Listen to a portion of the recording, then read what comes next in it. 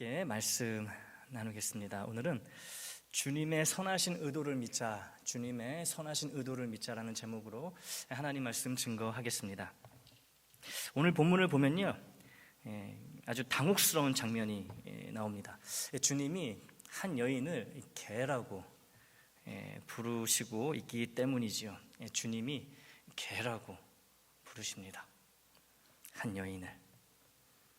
당혹스럽습니다. 우리가 아는 주님은 이 유대인뿐만 아니라 그 인종을 가리지 않고 족속을 가리지 않고 모든 이방인들까지도 사랑하는 분이시지요. 그렇죠. 차별이 없으신 사랑을 나눠주시는 분이 우리 주님이십니다. 그런데 그 주님의 입에서 한 여인을 향해 개라고 하는 이런 발언이 나오고 있기 때문에 오늘 본문의 이 장면은요, 사실 우리에게 적잖이 당혹감을 주는 그런 장면이라고 할 수 있습니다. 그런데 이 여인이요, 불쌍한 여인입니다. 그냥 여인도 아니고 이런 말을 들어도 투훌 털고 이렇게 지나갈 수 있는 그런 여인이 아니라 너무너무 가엾은 여인입니다. 이 귀신 들려서 이 고통받고 있는 딸 때문에 이 어미의 마음, 이 여인의 이 몸과 마음은 이미 나중에 지칠 대로 다 지쳐있다는 것이죠. 지금 주님 앞에 나와왔을 때 있는 힘을 다해 주님께 나와 간절하게 도움을 구하는 이 불쌍한 여인에게 주님이 너도 개고 네 딸도 개고 니들은 개야 라고 이런 식의 말씀을 하고 계시다는 것이죠. 그런데 이렇게 좀 당황스러워하는 우리와 달리 예수님 당시 유대인들은 주님이 이 여인을 개라고 이렇게 부르시며 이 여인을 개 취급하는 모습을 보며 전혀 놀라거나 의아해하지 않았을 것입니다. 이거는 너무나 당연한 일이었어요. 유대인이 이방인에게 개라고 부르는 것은 아주 지극히 마땅한 일이었다는 것이죠. 당연히 주님 곁에 있던 제자들도 모두 유대인들이었기 때문에 주님의 이런 말씀에 이 수로보니게 족속 여인에게 너는 개야 라고 하시는 이런 말씀에 놀라지 않았을 것입니다. 주님이 하신 말씀 하셨구나 이랬을 거예요. 왜냐하면 당시 유대 사람들, 주님도 유대인이시죠. 당시 유대인들은 이방 사람들을, 이방 족속 사람들을 진짜 개처럼 여겼기 때문에 그래요. 실제로 개라고 생각을 했습니다. 이방 사람들은. 예수님 당시 유대인들이 이방인들을 이렇게 개처럼 취급했던 이유는 아주 우리로서는 이 실소를 금할 수 없는 아주 또 황당한 이유였다라는 것이죠. 이 이방인들이 유대인들에게는 부정한 고기, 즉 돼지고기를 먹었기 때문에 돼지고기를 먹는다는 이유로 이 이방인들을 유대인들은 개라고 불렀던 거예요. 저런 불결한 음식 돼지고기는 개나 먹는 것이지 어떻게 사람이 먹을 수가 있느냐. 우리로서는 특히 이 삼겹살, 이 돼지고기 너무너무 좋아하는 우리에게는 정말 황당한 이유가 아닐 수 없습니다. 그러니까 당시 유대인들이 우리를 보면 뭐라고 얘기했을까요? 니들은 그냥 개도 아니고 무슨 개라 그랬을까요? 상상에 맡기겠습니다. 우리는 아주 그들의 입장에서 보면요, 아주 개 중에서도 가장 질 좋은, 질 나쁜 그런 개로 취급을 받았을 거예요. 이처럼 돼지고기는 유대인들에게 혐오식품으로 절대 먹어서는 안 되는 이 개나 먹는 음식 중에 하나였다는 것이죠. 그래서 유대인들이 이방인들을 개라고 부른 이유는 이렇게 매우 단순합니다. 하지만 율법에 나와 있기 때문에 굽이 갈려져 있는 이 부정한 짐승의 고기는 먹지 말라는 그런 구약시대의 율법 때문에 유대인들은 또 나름대로의 그런 이유가 있었던 거예요. 돼지고기는 불결한 음식인데 갑각류, 꽃게라든가 우리가 좋아하는 킹크랩, 가재 같은 것도 구약 사람들에게는 부정한 음식이었죠. 하지만 이제 주님이 오시고 나서는 다 먹을 수 있게 되었는데 아무튼 이런 이유 때문에 이방인들을 개라고 불렀고 아주 이것이 당연했다라는 거예요. 아무거나 가리지 않고 심지어 썩은 고기도 먹는 이런 개와 같이 이방인들을 바라보고 그렇게 개 취급했다는 것이죠. 이 관습이고 문화였어요, 유대인들의. 이 말씀드렸다시피 주님도 유대인이셨습니다. 그래서 이 유대인의 간습대로 이방 사람인 스로보니게 족속 여인을 개라고 부르셨다고 우리가 언뜻 생각할 수 있어요. 이 관습에 따라서, 이 문화에 따라서 주님이 유대인이시니까 이방인들, 이 돼지고기를 먹는 이 불결한 족속, 개 같은 족속에게 당연히 개라고 부르는 거는 이건 마땅한 거구나 라고 우리가 생각할 수 있어요. 하지만 그렇게 생각하더라도 문제가 끝나지 않는다는 거예요. 우리에게는 아무리 당시 유대인의 관습이 그렇고 문화가 그렇다 하더라도 주님이 이 여인을 개라고 부르시면 안 된다는 우리의 이 기대 심리가 작동하기 때문에 그래요. 아무리 그래도 그렇지, 아무리 유대인의 문화가 그렇고 아무리 모든 유대인들이 이방인을 개라고 부르고 개 취급했어도 우리 주님은 그런 문화에 동화되지 않으시고 그런 문화를 오히려 깨트리셔야 하는 거 아닌가, 이런 기대 심리가 우리의 마음에 맴도는 거예요. 이 문제가 해결되지 않아요. 단순히 문화적인 차이다, 관습에 따라서 주님이 말씀하셨다, 우리에게 용납이 안 된다라는 것이죠. 그래도 주님인데 라는 이런 마음이 우리에게 있기 때문에 그래요. 모두가 저 여인을, 수로보니게 족속 여인을 개라고 불러도 아무리 유대 문화가 그랬더라도 우리 주님만큼은 절대로 이 가여운 여인을 개라고 부르시면 안 된다고, 이 주님이 잘못해도 크게 잘못하시는 거라고, 이런 생각이 계속 우리 마음 가운데 있다는 거예요. 마음 가운데. 그래서일까요? 주님이 행하신 여러 기적들에 대해 즐겨 듣고 즐겨 말하고 즐겨 생각하는 우리지만 오늘 본문의 이 기적, 수로보니게 여인의 딸을 고쳐주신 이 주님의 기적에 대해서는 우리가 생각해보면요, 그다지 많은 말들이나 생각을 하지 않습니다. 여러분, 주님이 오병이어의 기적이라든가, 오늘 조장로님 기도에도 나왔죠, 죽은 나사로를 살리셨다라든가, 이런 거는 우리가 아주 자주 이야기하고 자주 말씀도 찾고 기억을 합니다. 그런데 이 수로보니게 여인의 딸을 고치신 이 사건에 대해서는 우리가 상대적으로 그렇게 많은 말을 하지 않아요. 많은 생각도 안 합니다. 우리 마음 가운데 뭐가 있어서 그래요? 부담감이 있는 거예요. 주님이 여인을 개라고 부르셨는데, 주님의 이런 모습이 부담으로 우리에게 남아있기 때문에 이 사건에 대해서는 별로 이야기하지 않고 또 인정하고 싶지도 않고 또 이거 피하고 싶다라는 것이죠. 왜냐하면 주님의 모습이 그래서 그래요. 내가 볼 때 이 모습은 내가 인정할 수가 없고 이 모습은 내가 그냥 좀 피하고 싶고 그냥 넘어갔으면 하는 그런 마음이 있기 때문에 우리가 이 본문의 이 기적에 대해서는 별로 얘기를 안 하는 거예요. 별로 생각도 안 하고. 주님의 기적이 일어나긴 했지만 이 가여운 여인의 가여운 딸로부터 이 더러운 귀신이 나가게 주님이 역사를 하셨지만, 주님이, 예수님이 이 여인을 개라고 부르는 것을 어떻게 설명해야 될지 모르겠고 나도 그런 주님이 마음에 들지 않기 때문에 오늘 본문의 주님은요, 다른 본문의 주님보다 인기가 상당히 떨어집니다. 인기가 별로 없어요, 오늘 본문의 주님은. 왜냐하면 우리가 별로 찾지 않는 주님의 모습이기 때문에 별로 얘기하고 싶지 않고 괜히 넘어가고 싶고 피하고 싶고, 하다못해 이 여인을 개라고 부르시면서 바로 이 여인의 귀신 들린 딸을 고쳐주셨으면 그래도 좀 괜찮을 것 같아요. 개라고 부르시고 바로 이 여인의 딸을 고쳐주셨으면 좀 괜찮을 것 같은데, 주님이 이 여인을 개라고 부르시는 이유가 이 여인의 딸을 고쳐주시려는 것이 아니라 안 고쳐주시려고 이 여인을 개라고 부르고 있는 것처럼 보이기 때문에 우리의 마음은 더욱 갈수록 어려워진다는 거예요. 자녀가 먹던 것을 개에게 던져줄 수 없다라고 말씀하시잖아요. 이게 고쳐주겠다는 그런 마음이 아니잖아요. 우리가 딱 들었을 때 말을 들으면은 개라고 부른 것도 모자라가지고 이제는 고쳐주지도 않겠다. 주님 때문에 여러분 우리 마음이 이렇게 힘든 거예요. 주님 때문에. 그러니 이런 주님이 우리에게 인기가 있을 수가 없죠. 오늘 본문의 이해를 위해서는요, 특별히 주님의 의도를 잘 파악해야 됩니다. 주님의 의도를 파악해야 돼요. 오늘 본문 중 한 말씀인 7장 24절을 보겠습니다. 마가복음 7장 24절이에요. 자, 우리 함께 읽어볼까요? 시작. 예수께서 일어나사 거기를 떠나 두로 지방으로 가서 한 집에 들어가 아무도 모르게 하시려 하나 숨길 수 없더라. 아멘. 주님이 지금 어디에 계세요? 두로라고 하는 이방 지역에 계십니다. 두로는 이스라엘 땅이 아니에요. 이방인들이 살고 있는 이방 땅, 이방 도시입니다.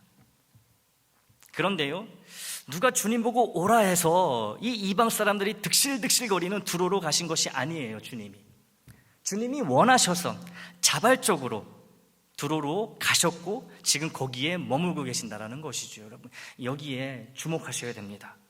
누가 억지로 끌고 간 거 아니에요.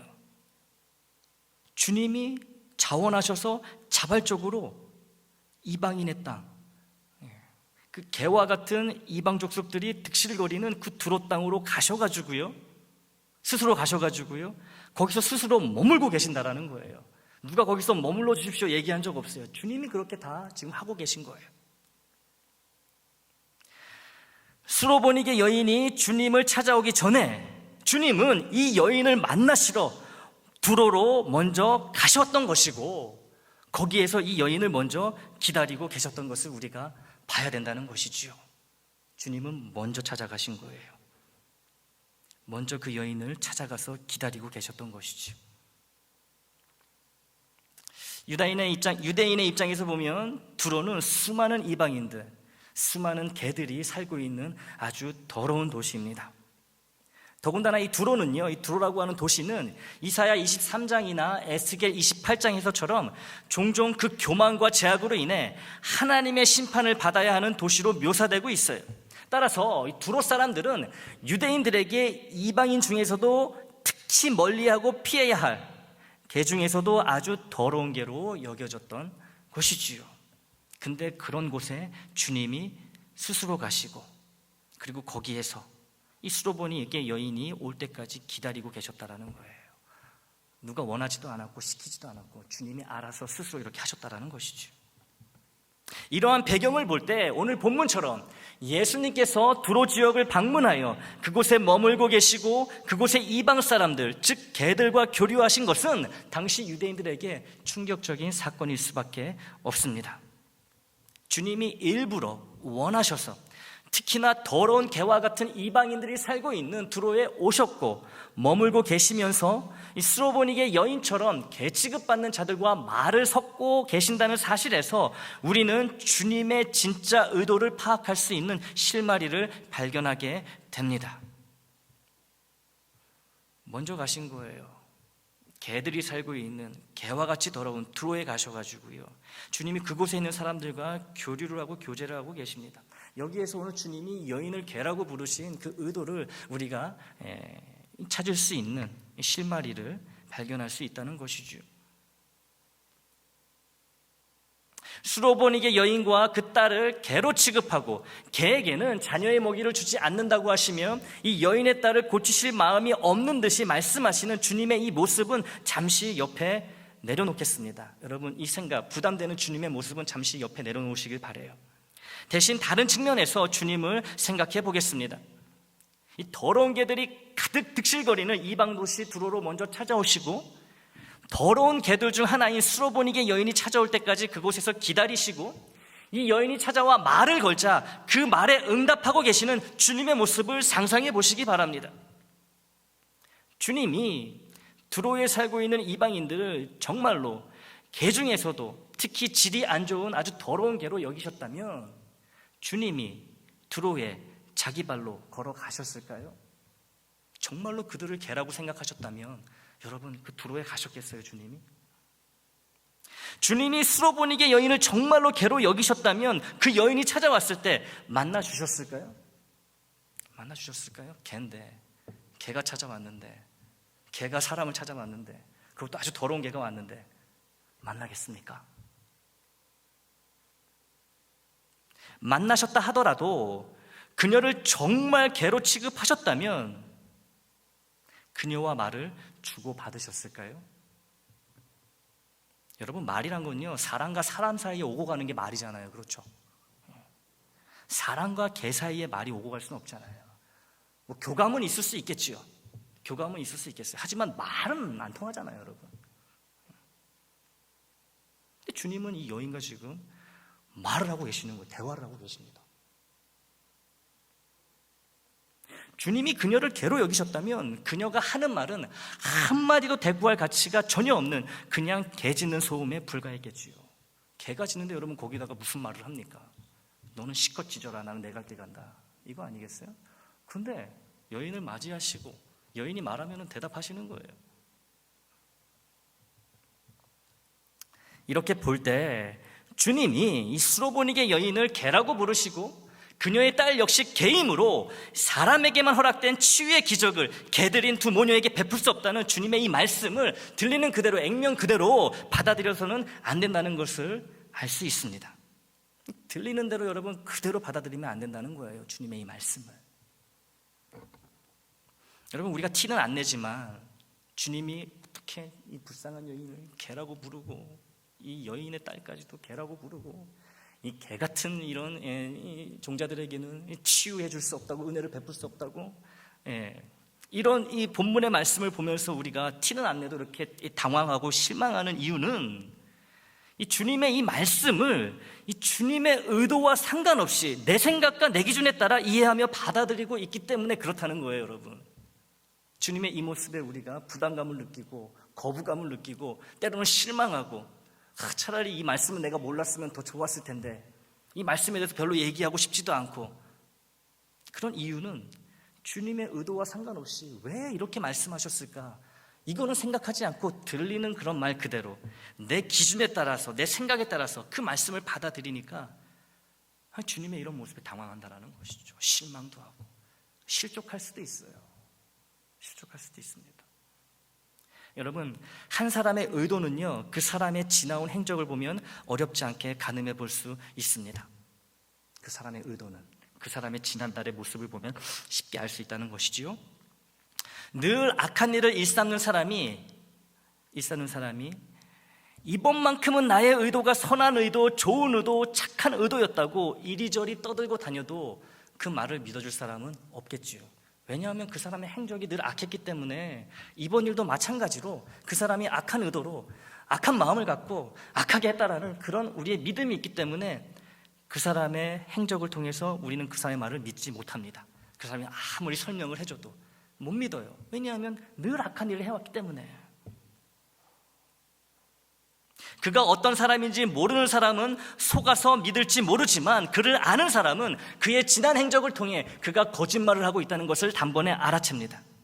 아유, 거짓말 하네. 단번에 아는 거예요. 왜냐하면 내가 그 사람이 어떤 사람인지 너무나 잘 아니까.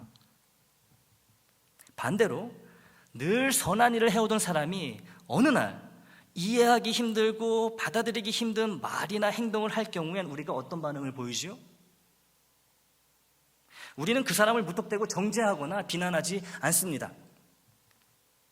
그 사람이 그렇게 말하고 행동할 수밖에 없는 이유가 있을 거야. 설사 그가 실수한 거라 해도 그 사람이 나쁜 의도로 그런 실수를 한 건 아닐 거야. 자연스럽게 이런 반응을 보이게 된다는 거예요. 비난하기보다는. 왜요? 그 사람이 어떤 사람인지 알고 있으니까, 지난날의 삶이 그 사람을 대변하고 있기 때문에 그 사람의 의도에 대해서 우리가 의심하지 않는다는 것이죠. 실수일지라도 잘못일지라도. 오늘 주님의 경우도 마찬가지입니다. 주님이 실제로 이 불쌍한 여인을 이방인이라는 이유 하나만으로 개라고 부르시고 그녀의 가엾은 딸도 같이 개 취급하시고 개에게는 치유의 은혜를 베푸실 수 없다고 말씀하실 때 단번에 실망하고 단번에 당황하고 단번에 주님을 비난한다면 나는요, 아직 주님에 대한 이해와 신뢰가 너무나 부족하다는 것을 나 스스로 드러내는 것밖에 되지 않습니다.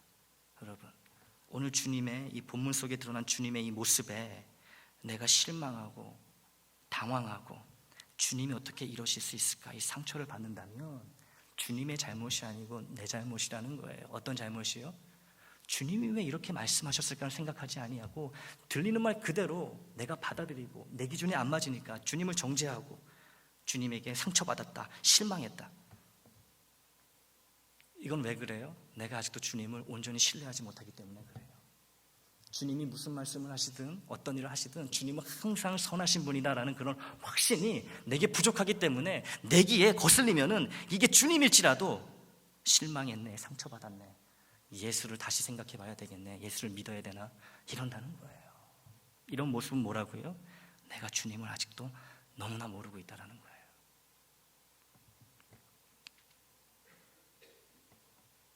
우리가 오늘 주님의 이 본문에 나타난 주님의 이 모습 때문에 어떻게 이 불쌍한 여인, 이 모녀를 개라고 부르시고 안 고쳐주시려고 먹이를 주지 않는다고 하시고 어떻게 이러실 수 있느냐, 이렇게 이걸 물고 늘어지며 실망했다느니, 당황스럽다느니, 주님께 상처받았다느니, 이런 반응을 우리가 보인다면 주님이 참 많이 섭섭하실 것 같아요. 우리에게 정말 섭섭하실 것 같아요.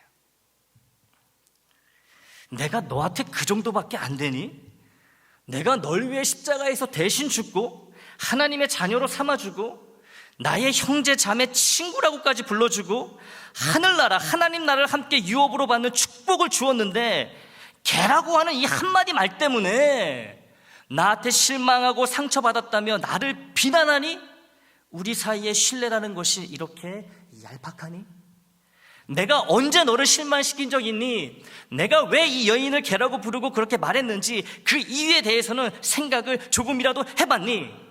네가 나를 정말 사랑하고 신뢰한다면 나의 말이 이해가 안 가고 당황스럽더라도 최소한 주님에겐 분명 선한 의도가 있으실 거야 라고 말해야 되는 거 아니니? 주님이 이렇게 우리에게 말씀하실 것 같아요. 섭섭해하시면서 야, 고작 내가 말한 거 이 한마디 때문에, 개라는 말 한마디 때문에 상처받았다고, 실망했다고, 나의 이런 모습은 받아들일 수 없다고. 야, 내가 너한테 그 정도밖에 안 되냐? 내가 너한테 해준 게 어떤 게 있는데, 널 위해서 목숨도 바쳤는데, 야, 고작 이 말 한마디 때문에 내가 왜 이 말을 했는지 이유는 따지지도 않고 네 생각, 네 기준으로 실망하고 혼자 당황하고 상처받고, 왜 그러느냐? 주님이 이러시는 것만 같아요. 그렇습니다. 그래요.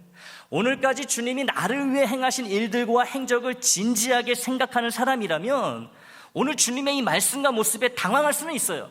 당황할 수는 있지만 실망하며 주님을 비난하기보다는 우리 주님에겐, 언제나 좋으시고 선하신 주님에겐 그렇게 말씀하실 만한 충분한 이유와 납득할 수밖에 없는 의도가 있을 거야, 이런 반응을 보이는 게 정상이라는 것이죠. 내가 정말 주님의 십자가 은혜에 감사한다면, 내 생명보다 주님이 귀하다고 한다면 최소한 우리가 이런 모습을 보여야 된다는 거예요. 당장은 이해가 안 가더라도 비난하기보다, 실망했다고 주님을 탓하기보다는 나도 당황스럽긴 하지만 주님이 이렇게 말씀하신 데는 분명 선하신 의도가 있을 거야. 최소한 우리가 이런 반응을 보여야 된다는 것이죠. 구원받아서 구원의 확신이 있다면 말이죠. 주님이 이 두로에 자발적으로 먼저 가셨고, 그곳에서 수로보니게 여인을 부르셨고, 수로보니게 여인이 주님께 나와 자신의 딸을 고쳐달라고 간청드릴 때, 그리고 또 그녀와 대화를 나누셨던 그 모습을 볼 때 주님이 수로보니게 여인을 진짜 말씀하시는 것처럼 개처럼 여기셨다고 볼 수가 없다는 것이죠. 여러분, 진짜로 그랬다면 여러분, 이런 일이 일어날 수가 있겠습니까? 왜 그 개들이 득실거리는 두로에 가셨겠어요? 왜 그 여인이 찾아올 때까지 기다리셨겠어요? 왜 만나 주셨겠어요? 왜 그녀와 말을 섞었겠습니까? 정말 개라고 생각을 했다면 아니라는 거예요. 그러면 주님이 무슨 의도로 수로보니게 여인과 그녀의 딸을 개라고 부르셨는가? 이게 이제 남아있는 문제겠죠. 주님이 말씀하신 자녀의 떡을 취하여 개들에게 던짐이 마땅치 아니하니라는 이 말은요, 겉보기에는 굉장히 치욕적인 말이죠. 치욕적인 말입니다. 그죠? 그런데 이 치욕적인 말을 듣고 난 이 수로보니게 족속 여인의 반응을 우리가 눈여겨보기를 원합니다. 바로 이야기합니다. 주여 올소이다마는 상아래 개들도 아이들이 먹던 부스러기를 먹나이다. 그러고 이 여인의 딸이 낳습니다. 여러분, 바로 나요. 바로 귀신이 떠나갑니다. 이 여인의 이 고백이 있고 난 이후에 바로 이 여인의 딸이 귀신으로부터 벗어나게 됐다는 것이죠. 우리 주님은요, 수로보니게 여인으로부터 이 고백을 듣고 싶으셨던 거예요. 이 고백을. 올소이다마는 상아래 개들도 아이들이 먹던 부스러기를 먹나이다. 이 대답, 이 고백을 주님은 듣고 싶으셨기에 그녀와 그녀의 딸을 개라고 부르셨던 것을 우리가 알 수 있어요. 이 여인의 고백, 주여 올소이다마는, 주님 말씀 맞지만 상아래 개들도 아이들이 먹던 부스러기를 먹나이다라는 이 고백이 주님께, 그리고 이 여인에게 왜 중요했을까요? 주님은 왜 이 대답을 듣고 싶으셔가지고 이 여인과 이 여인의 딸을 개라고 부르셨을까요? 도대체 이 고백이 무엇이길래? 수로보니게 여인은요, 여러분, 이방인이면서 동시에 이교도였습니다. 이 개념을 여러분 잘 구별하셔야 돼요. 이방인하고 이교도. 이방인은요, 민족적인 개념이에요. 유대인이 아닌 모든 민족, 우리를 포함해서 모든 민족은 이방인이죠. 이교도는요, 유대인도 이교도가 될 수 있어요. 이교도는 뭐냐면 하나님이 아닌 여러 우상들을 섬기는 사람들을 다 이교도라 그러거든요. 이 수로보니게 족속 여인은 민족적으로는, 혈통적으로는 이방인이면서 이 신앙적인 면에 있어서, 믿음적인 면에 있어서는 이교도였다라는 거예요. 이 여인은 주님을 만나기 전에는 다른 모든 우상들을 열심히 섬겼던, 믿었던 그런 우상을 섬기는, 많은 우상을 섬기는 이교도 여인이었다는 것이지요. 그러나 그녀가 믿었던 거짓 신들은, 거짓 우상들은 그녀의 딸을 결국 고치지 못했습니다. 이제 마지막 남은 희망은 나사렛 예수뿐입니다. 유일한 희망이에요. 그러나 나사렛 예수에 대한 이 믿음이 능력으로 나타나려면 다른 모든 신들과 우상들에 대한 믿음은 버리고 오직 예수님만 믿어야 하는 그 과정이, 작업이 남아 있었다라는 것이지요. 이 여인에게 다른 모든 우상을 이제 버려야 됩니다. 잠시 있는 게 아니에요. 잠시 포기하는 게 아닙니다. 완전히 버려야 되는 거예요. 완전히 떠나야 되는 거예요. 주님만이 그녀의 믿음의 대상이 되어야 한다는 것이죠. 이제는 주님만을 믿는 믿음을 확실히 갖고 있는지 확인하기 위해서, 그렇게 수로보니게 여인에게 참 믿음이 있는지 주님이 그녀 스스로에게 확인시켜 주시기 위해 일부러 그녀를 개라고 부르며 얼핏 듣기에 모질게 대하셨다는 거예요. 주님의 의도는 그녀를 모욕하기 위함이 절대 아닙니다. 그녀의 딸을 고쳐주지 않겠다는 것도 아니에요. 많은 우상과 많은 신들을 이제껏 섬겨왔지만 그 무엇도 딸을 고칠 수 없는 이 막다른 상황에 이제는 주님만을 의지해야 한다는 이 진리를 스스로 믿고 고백할 수 있도록 주님은 그녀가 잘 이해할 수 있는 표현으로, 개라고 하는 이 표현으로 그녀의 상황에 맞게 말씀하신 것을 우리가 알 수 있습니다. 이것이 바로 주님의 숨겨진 의도, 그러나 너무나 선하신 의도라는 거예요. 이 여인을 개라고 부르신 그 의도라는 것이죠. 예수님의 이러한 의도를 파악한 수로보니게 여인은 주님이 자신을 개라고 부르시고 있지만 사실은 주님이 자기를 사랑하셔서 내 딸을 고쳐주실 것이라는 확신을 갖게 됩니다. 우리와 달리 주님을 오해하고 주님 때문에 당황해하는 우리와 달리 이 여인은요, 주님의 이 말씀을 하시는지 그 의도를 금방 캐치했다는 거예요. 아, 고쳐주시려고 하는구나. 그래서 주여 올소이다마는 상아래 개들도 아이들이 먹던 부스러기를 먹나이다라고 즉시 대답할 수 있었던 거예요. 주님의 의도를 너무나 정확하게 알았던 것이죠. 이 여인이 실망하는 것, 당황하는 것, 그 어떤 기색도 우리가 찾아볼 수 없습니다. 당당하게 받아들이잖아요. 그리고 믿음을 고백하는 거예요. 개들도, 상아래 개들도 그 주인집 아이들이 먹던 이 빵부스러기 먹잖아요. 이 고백을 하는 것이죠. 왜요? 주님이 무슨 의도로 그렇게 자기를 개라고 하는지 아시기 때문에. 이 주님과 수로보니게 여인 사이에 오고 간 우리의 눈에 이 당혹스러워 보이는 이 대화는요, 정작 당사자인 주님과 여인에겐 아무런 문제가 되지 않았던 것을 보게 됩니다. 우리가 괜히 여러분, 우리 기준과 우리 생각 때문에 우리끼리 그냥 난리친 거예요. 어떻게 주님이 이러실 수 있을까? 어떻게 이 불쌍한 여인을 개라고 부를 수 있을까? 근데 정작 당사자들은 아무런 문제가 없는 거예요. 아무런 문제가 없어요. 주님은 수로보니게 여인을 주님만을 믿어야 한다는 고백으로 이끄셨고, 이를 눈치챈 수로보니게 여인은 이제 모든 우상들을 버리고 주님만을 믿겠다는 참 믿음을 얻게 되고 고백하게 됩니다.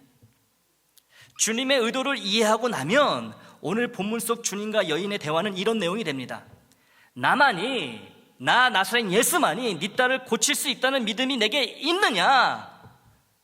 이 수로보니게 여인이 대답합니다. 네, 주님만이 내 딸을 고치실 수 있는 유일한 분이 맞습니다. 결국 이 대화였다라는 거예요, 내용이. 주님의 의도를 파악하고 나면요, 알고 나면요, 이 대화가 이제는 이렇게 들린다는 것이죠. 보인다는 거예요. 여러분, 우리가 주님을 찾는 것 같고, 우리가 주님을 붙드는 것 같고, 우리가 믿음을 찾는 것 같지만 언제나 시작은요, 주님에 의해 먼저 이루어지고 주님이 모든 일의 알파와 오메가, 즉 시작과 마침이 되신다는 것을 우리가 간과해서는 안 됩니다. 내가 한 것 같죠, 여러분? 오늘까지 지내온 것, 내가 그래도 뭐 기여한 게 있고 나의 공로가 있으니까 지금 그래도 이 모습으로 살아가고 있는 것 같죠? 아니라는 거예요. 항상 주님이 먼저 시작하시고 내가 따라왔을 뿐이라는 것이지요. 주님이 시작하지 않으시면 우리에게는 시작조차 없다는 거예요. 착각하면 안 됩니다.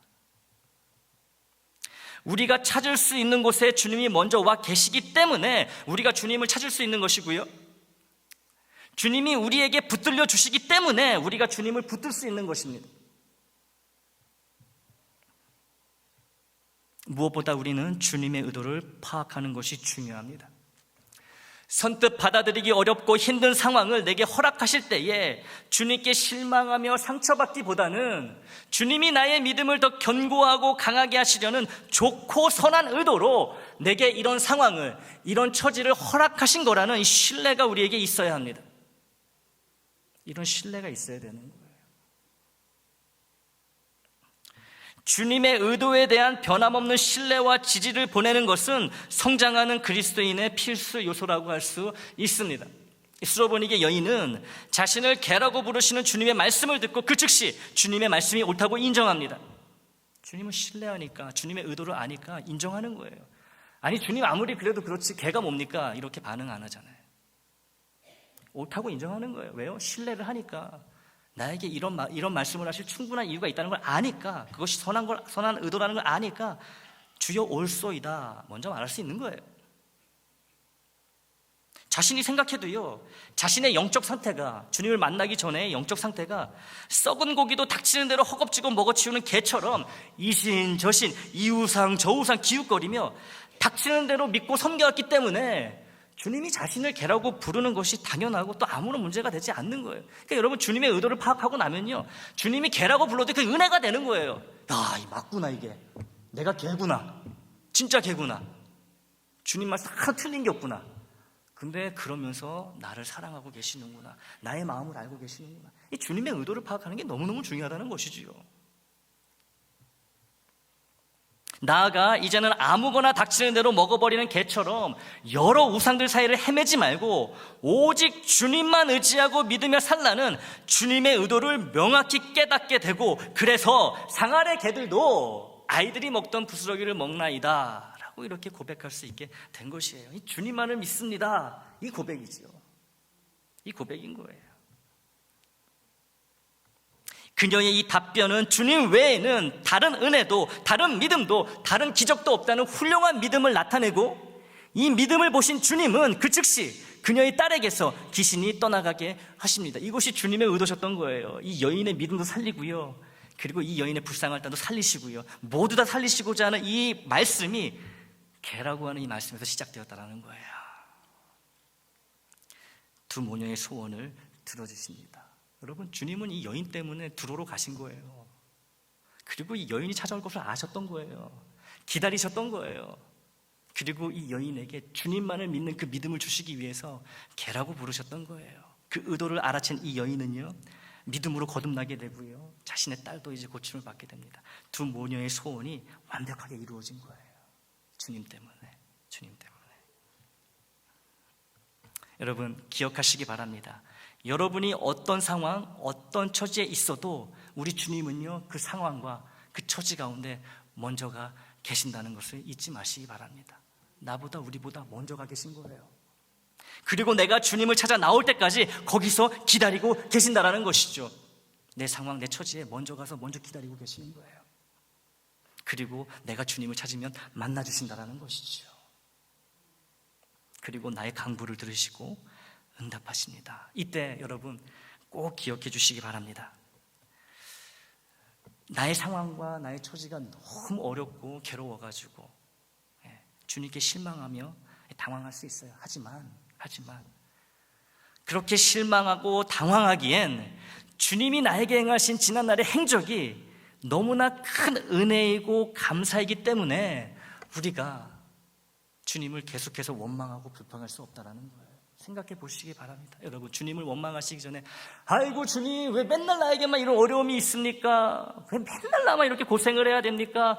왜 내 상황과 처지는 나아지지 않고 갈수록 이렇게 나빠집니까? 이렇게 실망하고 당황하는 마음이 들 때는 주님이 내게 그동안 행하신 것들을 기억해 보시기 바라요. 잠잠히 두 눈을 감으시고 생각해 보세요. 주님이 나에게 무엇을 행하셨는지. 많이 생각하실 필요도 없습니다. 십자가면은 한 방에 끝나는 거예요. 나를 위해서 십자가에서 죽으셨는데, 여러분, 이 상황, 이 처지에 있다 하더라도 우리가 주님께 실망하고 주님 때문에 당황하기에는 우리가 받은 은혜가 너무나 크다라는 것이죠. 주님께 실망하며 실족하고 쉽게 원망하며 불평하기엔 주님의 피 묻은 십자가가 내 앞에 너무나 선명하며 내가 받은 구원의 은혜에 하나님 자녀됨의 감사가 감당할 수 없을 만큼 크다라는 거예요. 여러분, 이러면 우리가 상황과 처지를 이겨낼 수 있는 거예요. 그러면 그때서야 우리가 주님의 의도를 발견하게 됩니다. 왜 나를 이렇게 어려운 상황과 처지로 지금 이렇게 이끄셨을까? 이래야지 여러분, 주님의 의도를 알 수 있게 되고 거기에서도 은혜를 받게 되는 거예요. 불평과 불만만 하다가 그냥 그렇게 안타까운 모습으로 이 땅을 떠나는 것이 아니라, 이 삶을 마감하는 것이 아니라, 어떤 상황, 어떤 처지에서도 먼저 와 계시고, 먼저 기다리고 계시고, 내가 찾을 때 만나주시고, 내게 말씀하시고, 이런 주님으로 인해서 우리가 선하신 주님의 의도로 인해 가지고 어떤 상황과 어떤 처지에서도요, 은혜를 찾을 수 있다는 거예요. 여러분, 은혜 받을 상황과 은혜 받지 못할 상황이 따로 있는 게 아닙니다. 내가 주님의 선한 의도를 늘 믿고 있느냐, 이게 중요한 거예요. 이게 중요한 거예요. 그러면 여러분 어딜 가도 은혜 받습니다. 식당 가서 밥을 먹어도 은혜를 받아요. 교회 오면요 더 은혜 받죠. 주님의 문제가 아니고 나의 문제다. 주님의 선한 의도를 온전히 믿지 못하는 나의 문제라는 것을 또 기억하시기 바랍니다. 구원과 하나님 자녀됨의 확신이 있는 한 우리는 어떤 일이 있어도 주님께 실망할 수 없고 실망해서도 안 됩니다. 여러분, 구원을 주셨는데 여러분, 우리가 삶이 좀 힘들다고 해가지고 주님 막 원망하고 불평하고, 말이 안 되지 않습니까? 나를 위해 죽으신 분인데, 나에게 새 생명을 약속해 주시고 영원한 생명을 보장해 주시고 육의 부활까지도 약속해 주시고 보장해 주신 분인데, 조금 마음에 안 든다고, 내 뜻대로 안 된다고 주님 원망하고 불평하고 교회 안 나오고 이러면 안 된다는 거예요. 여러분이 받으신 구원의 은혜가 그렇게 가볍습니까? 그냥 조금만 수틀리면 그냥 내팽개치고 그냥 하고 싶은 말 다 하고 하고 싶은 대로 하고 덕이 되든 안 되든 그러면 안 된다는 거예요. 예수님 당시의 개처럼 비참하고 처참한 상황일지라도 주님의 선하신 의도를 믿고 의지하고 따르면서 정금과 같은 소망의 믿음, 사랑의 믿음으로 거듭 태어나는 저와 여러분이 되기를 주님의 이름으로 축원합니다.